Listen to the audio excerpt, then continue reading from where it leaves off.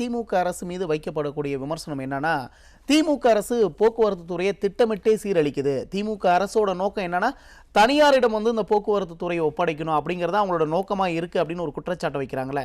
தனியார் மயமாக்கறதுக்காக தான் இப்படி போக்குவரத்து துறையில போதிய பேருந்துகளை வாங்காம இப்படி தனியாரை உள்ள கொண்டு வர முயற்சியில் ஈடுபடுறாங்களா? இல்லைங்க, பேருந்து வாங்காதது முதல் பிழை. அங்க உள்ள ஓட்டுநர் நடத்துனரை சரியா அவங்க ரெக்ரூட் பண்ணல. இருக்கிற ஓட்டுநர் நடத்துனர் கேட்கக்கூடிய கோரிக்கையை நிறைவேற்றல. சரி, வாங்காத பஸ் பரவாயில்ல, இருக்கிற பஸ்ஸாவது நல்லா கண்டிஷன்ல வச்சிருக்கணும்ல, அதுவும் இல்லை. இதுல வேற ஒரு மந்திரி ஓசி பஸ், அந்த ஓசி பஸ்ல நீங்க போகவே முடியாது. உயிர் போய் உயிர் வர கதையா இருக்கு அந்த பஸ்ல போறது. ஓகே, இப்படி ஒரு சூழ்நிலையில ஒரு போக்குவரத்து துறையை இன்னைக்கு ஊழல் கரைபறிந்து கையில கொடுத்துட்டாங்க. அவரை பொறுத்தவரை கட்டிங் கொடுத்துட்டா போதும், கப்பு சிப்புன்னு இருப்பாரு. எந்த பஸ் எங்க உடஞ்சா என்ன, பாட்டில் குடிச்சு போட்டு கொடுத்தா 10 ரூபா தருவோம்னு சொல்லி ஒரு திட்டப்பட்டு சுத்திட்டு இருக்காரு ஒரு போக்குவரத்துறை அமைச்சர். சட்டத்துறை அமைச்சரை பார்த்தீங்கன்னா அவர் சாக்கடைத்துறை அமைச்சர் பேசுவார். போக்குவரத்து அமைச்சரை பார்த்தீங்கன்னா அவர் புதுசா பொறுப்பு போட்டிருக்காங்க, சந்தோஷத்துல இருக்காரு. அண்ணன் செந்தில் பாலாஜி அவர்கள் இப்போ ஒரு துறையோட அமைச்சராக இருக்கிறாரு, அவர் எந்த வேலையும் செய்யறது இல்லை.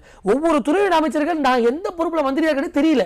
காரணம், கப்பம் கட்டுவதும் முதலமைச்சருக்கும் துணை முதலமைச்சருக்கும் பேனர் வைப்பதும் ஒரு சமய வழிபாடுகளில் தலையிடுவதும். பொங்கல்னு சொன்ன என்ன கேடு? திராவிட பொங்கல்.